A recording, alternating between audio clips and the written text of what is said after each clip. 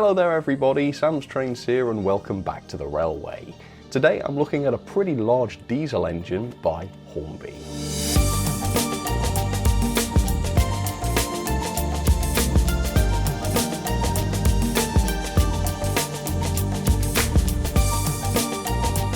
A few weeks ago I looked at Hornby's Railroad Plus Class 67. That was the one that Hornby described as having a 5-pole motor, but hiding inside the engine was a much worse 3-pole motor. Plus the detailing on that model was very basic indeed. But it was a beautifully painted model, which was good. It was perfectly functional as well, and it was cheap, with the RRP only being £96.98. So while it was an incredibly basic model, it was ideal for modelers on a budget or maybe more casual modelers who don't really care too much about the detail. Well, today we're going to look at Hornby's other Class 67, and it's a more premium model, of course. So today we are looking at this. This is the Hornby Railways Class 67, and already I am noticing a massive difference. The box is incredibly heavy, so I'm thinking this is going to be a weighty one. It's also obviously quite a lot more expensive. In fact, the RRP for this is £214.99, which is obviously more than double what the railroad version cost. At the retailers, this costs £169.95, so that still seems a lot of money, but I did buy this one in the sale for £149.99 from Hornby, which seems a lot more like it. So how old is this model then? Well, that's a good question. Some sources say that this was released in 2012 for the first time, which would make this, just over 10 years old. The box though says, well, the drawings on the box say 2006, which is obviously closer to 20 years old. So I'm not entirely sure how old this model is, but it is at least 10 years old, possibly closer to 20. So £214.99 for a model that is potentially up to 20 years old does sound like an awful lot of money. But what is this model like? Is it worth it? Is it better than the railroad version? Slightly redundant question there. I think it will be. Perhaps we should ask, how much better is it than the railroad version? So we're going to find out all of this today. I've never looked at one of these before, so this ought to be interesting. And if you'd like to try one for yourself, I'll pop an affiliate link down in the description. For now though, let's see what this thing's like. Okay, looking forward to this thing then. I've never reviewed, I don't think, a diesel in this livery before. That's the Transport for Wales livery. Looks pretty good. Eager to see what this looks like physically. So anyway, let me show you the end of the box. So obviously there's lots of different Class 67s Hornby have produced over the years. This one though is our 30161 Transport for Wales, like I say, Class 67, and it's number 67020, and it is DCC ready. We'll figure out what decoder this needs later on. It's probably going to be an 8-pin though, but we'll see. Right, back of the box then. So this is a Class 67 with the route availability 8. We've got a brief history of the class in the middle there. Pause and read that if you like. And then on the end we've got the drawings by Hornby, which are dated 2006. So I would guess this came out closer to 2006. I can't see why it would have been another 6 years after these drawings until the model released. But yeah, I don't know. If you know when this model actually hit the shops for the first time, please do comment down below and let me know. But very exciting. Let's take our first look at this. Hopefully there will be a big difference between this and the railroad version. There it is. Hard to tell because it's shrouded in plastic, but let's pop this out and let's see exactly what is involved with this. And yeah, goodness me, this is heavy. Much heavier, and possibly even double. It'd be interesting actually if this was double the railroad version. Double the price, double the weight. Class 67 Coco diesel electric locomotive. Don't think it is, chaps. Pretty sure it's a Bobo. Is that concerning that Hornby seemingly don't know the wheel configuration of this thing? Possibly. Anyway, what's inside? Oiling points. You can see we've got the axles to be oiled there. Big grill on the bottom for a speaker, presumably. Body removal, well, the body's screwed on, so that's a big difference for a start. No clips, screwed, very good. Running lights, so figure 5 indicates the location of the switch to change between daytime and nighttime running. light configurations as required. That's pretty handy. We'll see what that does. Accessories, just a very small number here. Looks like we've got a coupling hook, various pipework, connectors, that sort of thing. And then here's a little look at the chassis, which does not have an 8-pin socket. It has a 21-pin. So has this been recently modified by Hornby, or did it always come with a 21-pin? 8-pin was always Hornby's go-to socket. So yeah, maybe then this model has seen some updates recently.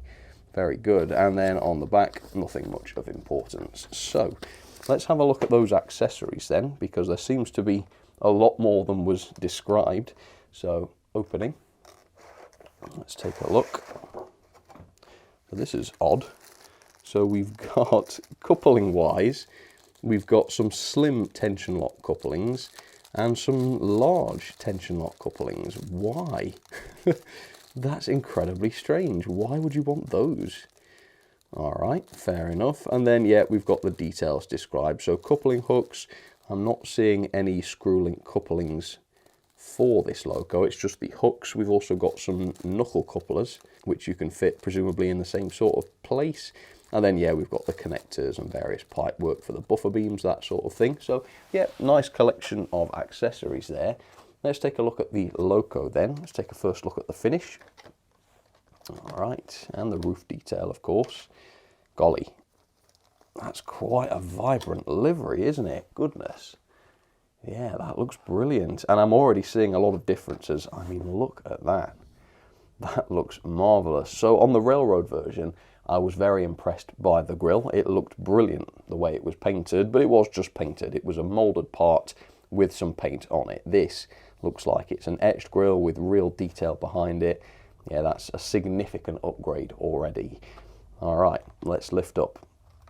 Oh, I tell you what, this is going to give some of Accurascale's engines a run for their money. So this is very, very heavy, and there's a lot of metal here as well. In fact, all this underframe, that's all heavy cold metal. In fact, the whole sort of sole bar, if you like, the whole chassis all the way along the bottom here, that's all metal. It looks amazing. It is indeed a Bobo, not a Coco, so weird. Fair enough. And there's a lot of detail here as well. So we'll take a close look at all of this in just a second. But first of all, here's a bit of background on the Class 67s in real life. The Class 67 Bobo diesel electrics were a fleet of 30 engines built between 1919 and 2000, originally for the EWS. The Class 67 was intended to replace the Class 47, and as such they needed to be extremely quick and powerful so that they could haul the high-speed passenger and mail trains that they were required to.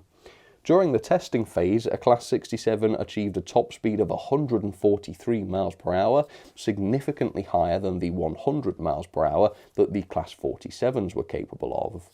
While the locomotives performed excellently on delivery, it was found that they were a little too large for the loading gauge, causing delays while modifications were made. As Bobo diesels, the high axle load meant that their top speed was then restricted to a much lower 110 miles per hour, again while modifications were being made to improve the situation, although this did take a couple of years. In 2003, EWS lost the Royal Mail contract, and as such the Class 67s have been operated by different companies since then, including DB Cargo UK, of course, Colas Rail, Transport for Wales Rail, as we see here, and GBRF. Today, the majority of the class are still in service today, with 8 apparently being in storage and just 1 having been scrapped to be used as a donor locomotive for parts and such.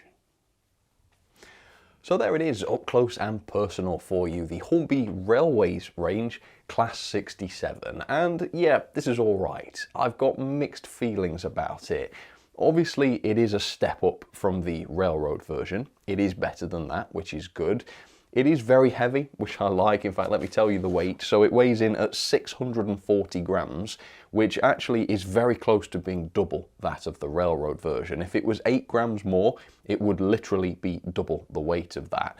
So the weight's great, and that's more than a Bachmann Class 40. So definitely nothing wrong with the weight, and the quality of the model is top notch as well. I'm not going to fault that. It's been beautifully built, beautifully painted. It's a very, very good looking model, but it's not quite as detailed and accurate as I was hoping it was going to be. Now, in some ways that's to be expected, right?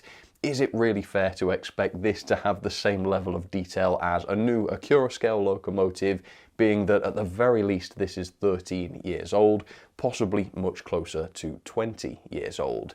And I get that, you know, it's not going to have the same level of detail, but then why is it so expensive? Even when discounted at the retailers, it is £169.95, which is the same price as a brand new tooled Acura scale diesel. If this is a much older model, which is much simpler, and I'm saying it is, by the way, why on earth is this so expensive? So I think the price is ridiculous. I don't think this model is worth the money, nice as it is in many areas. So let me go over this and tell you exactly why I don't think this is worth the money. So you think about a new Acura scale locomotive, picture all of these separate parts, the little complex details, the little bits that have been picked out. This loco really doesn't have that. I mean, look at the wipers. If you look up, pause the video right now, look up a picture of the real Class 67, the wipers do not look like this. These are way chunkier, almost like the railroad version actually, not very realistic. Look at the door handles as well. So this is the new model, right? Look at the molding quality there. I'm now going to splice in the same shot of the railroad Class 67 body, which uses the much older Lima tooling. It looks better. There is more detail and fidelity and crispness in the Lima tooling. How is this much more expensive model, which is double the price, more than double the price, how is this worse looking in the molding? I don't get that. We've got these grills either side of the headlight, which are still just painted on. In real life, there would be a lot of depth to these and you'd be able to see the horns, I think they are, behind those grills. Again, they're just painted on. This is not a model that should cost £170. Also, the entire lower buffer beam of this model is totally missing. Now, you might say, well, the accessories pack has these included, so you can fit them if you want to, but we've only got 2 of those buffer beams and neither of them have a hole in for the coupling. So if you want to use the NEM pockets here, if you want to use couplings, you can't fit the rest of the buffer beam, which means this is the way it's going to look. That is naff. Other manufacturers with new models solve this problem by supplying multiple buffer beams, some with a hole in to allow those couplings to pass through, and some complete and more realistic. This is just not on the same level as that, and yet they still want to charge a massive amount of money. Well, I think that's ridiculous. I think Hornby need to start being a lot more realistic about this in every possible sense. This is not good enough. The bogies are very simplified. We don't have any of the small parts. We don't have any of the sort of wiring or pipe work that should be here. Very simplified. The ladders here, these are just part of the molding. Very, very basic bogies compared with other locos that we've seen. And again, the underframe is pretty good. We've got these tanks here, we've got the wiring, but we don't have any separately painted parts here. We don't have all of the details that the real life loco has. And there are good detailed photos of 67020 online, so you can see how this is supposed to look. Yet the model doesn't quite do it for me. Similarly, the cab detail is pretty underwhelming here. There is some cab detail here, which is great, but none of it's painted. It's all kind of in the same dull black, so it doesn't stand out. And I don't think we've even got cab lighting on this loco. I could be wrong. We'll see for sure later on, but no, I can't see any independent cab lights. So yeah, it's not a £170 model, and again, that's the discounted price. The full price is over £200, which I think is ridiculous. I think if Acura Scale or even Bachmann decided to do a new Class 67, they could make a much better looking model than this for the same price, or in Acura Scale's case, much less. But anyway, let's go over this model because there are a lot of good things about it. So the finish is great. In real life, this obviously has a metal body and the model shines as though it's made of metal, so that's great. The printed detail is lovely. The sort of transport T here for Transport for Wales. This is exactly as it looks in real life, sort of painted over the corrugated side of the body, so the model replicates that pretty well. We've got the running number on the side of this cab with the little grille beneath picked out, and then we've got the data panel here on the other cab. Again, beautiful little print. Along the chassis, we've got little prints as well. These are legible, I think. Yeah, that one seems to say fuel. I can only just see that, but hopefully you'll get a better look. And we do have some print work on the underframe as well. We've got the little danger signs. So yeah, it's a pretty well painted model on the whole. We've got the orange lining between the body and the roof. And then we've got this interesting red section along the top with a grey roof. And the joins between all of these colours look fantastic, particularly on the ends, where we've got the red end at the top and the yellow end lower down. Yeah, it's a very precise paint job, certainly not too bad. And then on the ends, obviously, we've got the DB logo there and the running number, which looks pretty impressive, to be fair, because it sits behind the wiring there. So yeah, that's not bad. And then the danger signs there too, of course. Detail wise, let's talk about what this loco does have. So we do have an etched grille here, or I think it's etched at the very least. You can certainly see through it, and there's detail behind there. And the mechanism for the bogies seems to be quite low relief. You can sort of see it at the bottom there, but it doesn't fill the entire inside of the body, leaving this air gap between the grills, which I think looks pretty good. That's not all of the grills though. The grills on the other end are just moulded part of the body. They look okay, but nothing fancy to shout about, I don't think. We do have separate handrails. I'm not sure if these are wire or not, but they are separate, so they stand out a lot better than the just moulded ones that we saw on the railroad version. And then on the ends, we've got, I've already mentioned the wipers, not very good, those wipers, but we do have these wires here which are separately fitted, not just painted on. They weren't even moulded on the railroad version, literally just painted on to a flat surface. So these are separately fitted parts. That looks a lot better. We've got a separate lamp bracket there. That looks pretty good. And the lighting clusters as well. Again, though, below here on the chassis, this pipework or wiring, whatever it is, that's just a part of the moulding, and it's been painted a little bit sloppily. I think the way that's been painted is fine, but it kind of betrays the fact that it is just a moulded part. Doesn't quite stand out. Again, if you're paying £170 for a loco, possibly more than that, if you find a retailer with a less generous discount, you don't want to see just moulded details looking like this, at least not in my opinion. And we do have metal buffers which are sprung. Again, that is an upgrade over the railroad version. And then up on top, we've got a fair bit of detail here. The radio, transmitter, receiver, whatever that is, I think that's just a part of the moulding, but it's been picked out, so it looks okay. Exhaust system, of course, that's definitely a separately fitted part. That looks absolutely fine. And then possibly the most impressive area of the model is this grille here. Not only do we have the grille, it's a very complex grille with little parts missing from it, revealing the detail beneath. And then through the grille, you can see lots of painted moulded detail underneath that as well. So very, very impressive, and certainly a step up from the railroad version. So it's a great quality model. It's very heavy, which I like, and it does have some nice details, but it's not worth the money, and it's not quite the accurate model that you'd expect given how much this cost.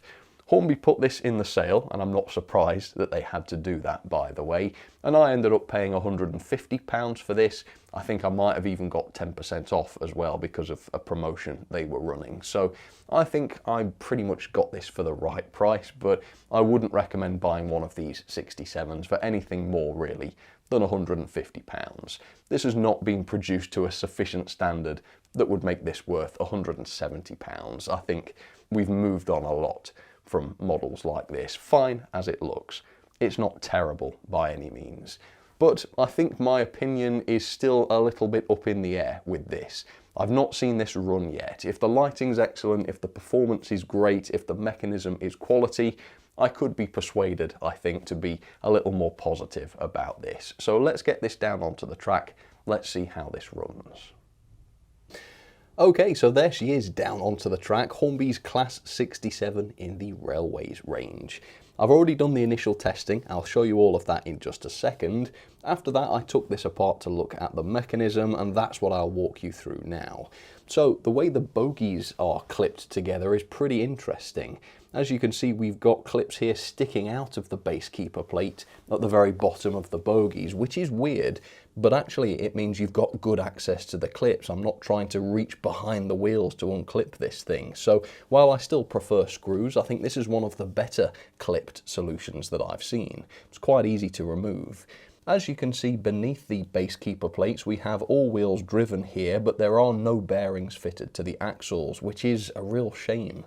We've just got a plastic bogie chassis here, and given that the loco weighs in over 600 grams, I think this thing could have really done with the separate bearings. Again, for the price, why this is missing a feature like that is very, very confusing to me. Anyway, if I pull one of the axles out, you can see we've got traditional wiper pickups touching each wheel, so it is all-wheel drive and all-wheel pickup, so that's pretty good. There are 2 screws on the base which hold the speaker enclosure, but lifting that off you can see there is no pre-fitted speaker. Again, for the money, that is a pity given what we're seeing now from the likes of Bachmann and Acura scale. You can also see that day and night switch here as well. At this point I decided to fit one of the NEM couplings into the kinematic NEM pocket, which as you can see is nice and smooth. It does droop down though. These couplings are not quite right, which again I'll hope to demonstrate later on. Body removal though is beautifully simple. This is one of the easiest diesel bodies to remove I've seen. So 4 screws, that is screws, not clips, which is great. And with those out, the body came off very, very easily. And look at the quality of this. We've got separate screw threads for those screws to screw into. Again, really, really good to see this. I love the quality of this loco. And there's no wires as well, so the head and tail lights are connected to the chassis using these pogo pins. That's very good. And we've also got these sprung contacts for the upper headlights, although there are no cab lights on this model as suspected. Again, for the money, not brilliant really. But the chassis itself is incredibly heavy. Here it is, loads and loads of metal on board. It's a very, very weighty thing.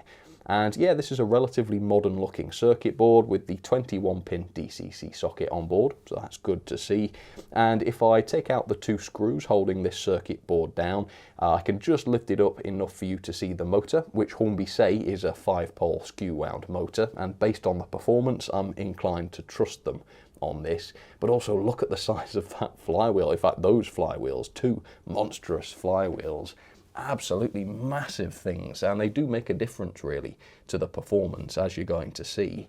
I think that's pretty much it. The gauge came in at 14.2 millimeters back to back quite reliably, which is just comfortably below the standard, so nothing wrong with that. Yeah, except for the lack of bearings, it's a generally pretty decent mechanism really. But what about the way this runs? Well, let me jump back in time and I'll show you.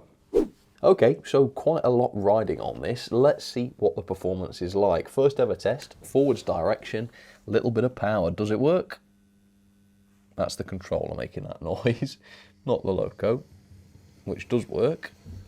All right, it's a pretty good smooth start, to be fair. All right, so not the smoothest. Maybe I saw it juddering a little bit there, but this is its first run and hopefully it will improve as it goes on. Right, let's see what 50% speed looks like. So that's half power. It's quite sensible actually. Yeah, it's not racing along too much. Full speed. All right, so yeah, these were fast engines in real life, so quite important that it can do that. I'm seeing a flywheel action. Let me cut power. Yep, slows down gradually, so it's definitely got a bit of a flywheel to it. Let's see, is there any power here? Is there enough torque for it to turn its wheels even under an obstruction? Let's see. Yep, there is, so it's quite powerful then. Very good. And what about a crawl? Again, I'll test this after it's run in, but let's see what it's like straight out of the box. Here we go. Turning up gradually. Oh, yep, it's going already. Phenomenal. Really, really good. So that seems to me like a pretty good motor. Lots of power, but also torque right down at the slow speeds so that it can crawl. Smooth acceleration. Yes, so that is a grand runner straight out of the box. Very, very good. Let's have a look at the lighting then. So the little switch on the bottom is currently set to day mode. And in forwards direction, we get cool white LEDs as headlights, I guess. And then when we switch direction, we get directional tail lights as well, just 2 red lights. At the moment, no cab light that I can see. Maybe there is one, maybe it's dim, but yeah, I'm not seeing one. Let's then bring the loco back into shot. Let's change the setting to night and see what difference that makes to running. Here we go. So, subtle change to the headlights. So this is what it looks like in night mode, and then this was day mode. Tail lights, much the same as before, and still nothing inside the cabs. So yeah, again, for the money, little bit disappointing not to see any cab lights. But yeah, otherwise seems pretty decent in terms of performance. So let's run this in and let's see how she gets on around the track. So here we go, 50% speed. All right, so it's a heavy loco. Any slowing down on curves? No. So that, I would say, has convinced me that this is an excellent performer. Seems to be a great performer at all speeds, no issues with the crawl. It can go quickly if it wants to, and despite its weight, which is quite high really for a Bobo like this, it does have enough power to launch itself through curves without slowing down at all. That is not the case with all diesels of this sort of weight. So I'm pretty impressed with this performance-wise, to the point where I think it really is starting to redeem itself. Struggling to find a way to fault this on performance. But anyway, I'll let this fully run in now. It'll have 30 minutes in both directions. Then we'll come back, I'll fit some couplings to it, and we'll finish off the review with some rolling stock. So don't go anywhere, I'll be back in just a second. Alright, so that is running in complete, and that went perfectly. No derailments, no cutting out on the points, no slowing down on the curves. It seems very, very solid, I have to say, and I'm thoroughly enjoying it. Doesn't matter what loco it is, if it runs nicely and doesn't give me jip, I'll end up falling for it usually. I think I have done here. So let's see if the speed has changed now that it's running. That's 50. It's very sensible. Yeah, it doesn't run too fast, and I think that's part of the secret of its success, really. It's not racing along, it's using the motor's energy for power, not for speed. And that's the way it should be. If you want speed, you can turn it up to full, and it will really go for it. But it also needs to cater for the slower speeds as well, which is great. Right, torque was pretty good before, because it's still got plenty of power. Yeah, look at that, turning its wheels. Not bad for a 600 gram plus locomotive. And the thing that really impresses me is its ability to crawl. So here we go again. Look at that, look how slow and smooth that can go. It does put some locos to shame, doesn't it, really? A bit faster. It's very, very good, must be said. Incredible, and there we are, crawled over the dead zone there of the express point without stopping. So good and reliable too, from a pickup point of view.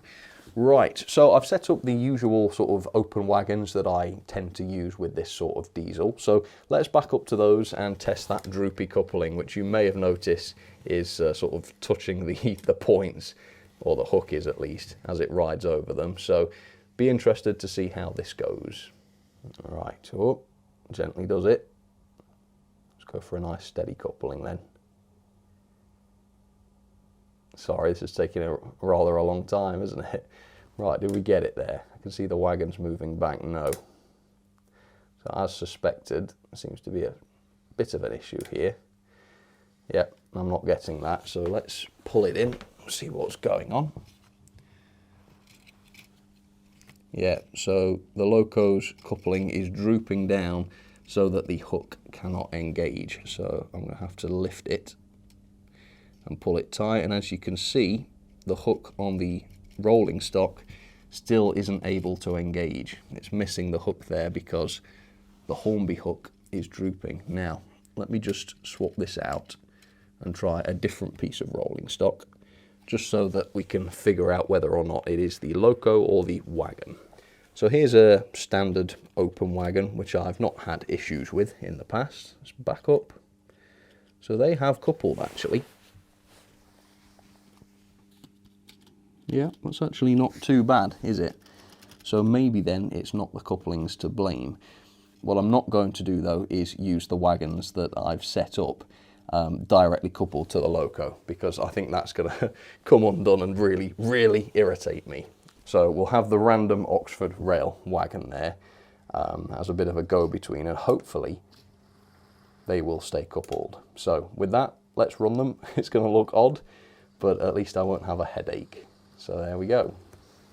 There we go, and that's quite a controlled speed there actually, so it'll be interesting to see whether it slows down or not around the curves. Anyway, more Class 67 action on the middle line. This is the Railroad Plus version of the model, which I've actually had to invest quite a lot of time and money, well, not that much money admittedly, because it only needed a cheap motor to be 10 times better, but certainly quite a bit of time into bringing up to spec.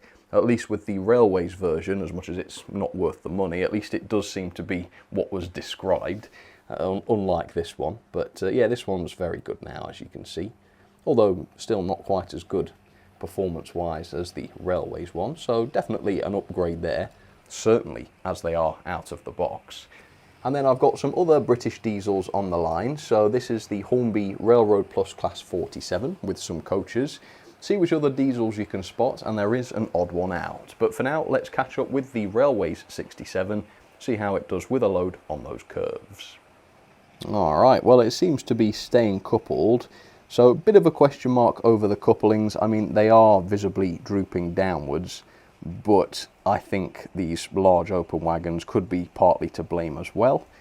But yeah, I don't think it's entirely those, because obviously I use these quite often in my diesel reviews, and I've not had that issue really. Maybe I've had it once or twice, but not something that I see every time. So yeah, keep an eye on the loco's couplings, and if they're a problem, you might have to look at using something else, like a magnetic coupling or something. But anyway, oh, there we go.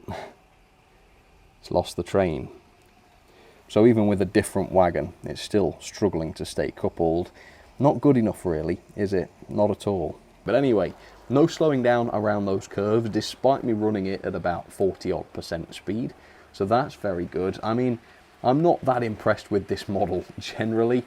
The mechanism could have been better. The level of detail and accuracy is, even to a layperson like me, lacking quite a bit. But can I fault the performance?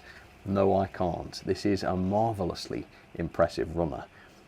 In fact, much better than some of the recent Bachmann locomotives that I've seen. It's better than some Acura scale ones too. Certainly better than my Cavalex Class 60. Yeah, given the age of the design of this, the performance is still remarkably good. So a very mixed bag of a locomotive, not quite what I was expecting, but that means that I'm very glad to have reviewed this. I've discovered quite a bit about this loco that I wasn't necessarily aware of. So hopefully you found this interesting as well. There it is, the Hornby Railways Class 67. Let's have some ratings then for the Hornby Railways Class 67. Level of detail, I've given half marks, 2.5 star, which may seem a little bit harsh because there are some lovely details on this, but I do think that is fair and justified. So quite a few things dragging the score down here. The buffer beams are not very realistic, and if you want to use NEM tension lock couplings, or any NEM couplings for that matter, you can't also have relatively realistic looking buffer beams. That is not great for the money. The cabs are very basic, no painted detail in the cab, no cab lighting option either. The wipers on front of the cabs are very large, chunky things, not very realistic. The moulding isn't the greatest. I can see a big difference between this loco and other new tool diesels, which have a lot more fidelity in the moulding. This is showing its age a little bit where that's concerned. And then you've got things like the underframe and the bogies, which are not particularly fine, they're not particularly detailed compared with photos of the real thing. So 2.5 star is the best I can do. It does have some great features though. The paintwork is very good, can't fault the way this has been decorated, great finish as well. Some of the etched grills look absolutely marvellous, particularly with all the detail behind them. That is great. And the lights that are there work very well. There seem to be a good brightness, etc. So it's not all bad, but there's definitely a lot of room for improvement. Performance then is almost perfect for me. The crawl is amazing, it's powerful, it's smooth thanks to the flywheels, doesn't slow down with a load on curves. It is an amazing performer, except for the fact that the couplings are just no good, which baffles me. How can a manufacturer like Hornby still produce couplings that droop down like that? But they have done, and once in a while the rolling stock keeps uncoupling, which is kind of fundamental, isn't it? And I think I've been quite kind by only knocking off 1 star for this. But yeah, you want to get some Hunt coupling, some sort of magnetic coupling to use this if yours is anything like mine, because yeah, the constant uncouplings, very, very annoying. Also, thanks to the insane weight of 640 grams, the pulling power is amazing. So 1 Newton or 55 coaches on straight and level track. That's the same as the much larger Acura Scale Class 50. That is pretty good going. The mechanism on the whole is pretty good. It's nice and serviceable. Getting the body off is beautifully easy. I love that. It's also got a great quality motor with 2 massive flywheels, nice modern DCC socket, good and serviceable, etc. It just doesn't have proper bearings on the driving axles, which I think is a shame, A, given the price, and B, given how heavy the damn thing is. So not a 5 on mechanism, but pretty close. Overall, a pretty good mechanism. Quality then, 5 star. Yeah, this is a beautifully built model. Loads of weight on board, loads of metal as well. All the details beautifully applied. And then we've got little things like separate screw threads for the body screws, pogo pins for every single lighting contact. Yeah, this is just beautifully built. Seems to be built to last for the most part. 5 star, very impressed with this. And then value for money is a mixed bag. I think the full RRP for this of £214.99 is just ridiculous given how basic this is and given how many features it is missing. To say this costs the same as a brand new tooled Acura Scale locomotive is just insulting, quite frankly. Yeah, this is way more basic, it doesn't have the level of detail, it doesn't have the features, there's no way it should cost anything close to that. I think customers have noticed that because these have had to be reduced recently. I bought mine for £149.99, which is definitely going in the right direction. So I would say, on the whole, for the general pricing, don't touch this thing, it's too expensive. If it comes up in a sale, then that might be different. At the right price, I think I could still recommend this. Overall then, that is 7.06 out of 10. Yeah, really let down by the price, the level of detail and the couplings, saved by the performance and the quality, I think. So that is a grade of D, and into the logbook it goes, where it is 30th place above the Hornby D49 and below Bachmann Stanley. Yeah, it's time for an upgrade really, and I think the 67 is ripe for retooling, and not necessarily by Hornby, by anybody really who fancies having a stab at it. Alright then folks, well thank you very much for tuning into yet another review. If you'd like to check out which Class 67s are available, or maybe see what the price is like at the moment, I do have affiliate links down in the description. But do I recommend this locomotive? Well, like I say, it's a little bit difficult. At a discounted price, yes. Do I recommend paying a similar amount of money to what you would pay for a new Acura Scale diesel for one of these? No, I don't think they are worth that. So yeah, there's a bit of a question mark over Class 67s in 00 scale at the moment. Neither of the models that I've outlined are particularly good for the serious modeler, which begs the question, are we going to see a new tooled Class 67 one day? Well, I don't know, but there's certainly justification for one, I think. It's not like some of the other models we've seen duplicated, where I thought actually the old ones were pretty good still. Actually, I think there is a lot of room for improvement here, so quite curious to see how this develops, and in 10 years time I wouldn't be surprised if we've seen another brand new Class 67 released. But at the moment I think this is pretty much the best we've got, and it's certainly not terrible or anything. But like I say, room for improvement. So let me know down in the comments, what do you think about this? Have you got one? What's the livery like? What did you think about the model when you got it? Please do let me know your thoughts down in the comments.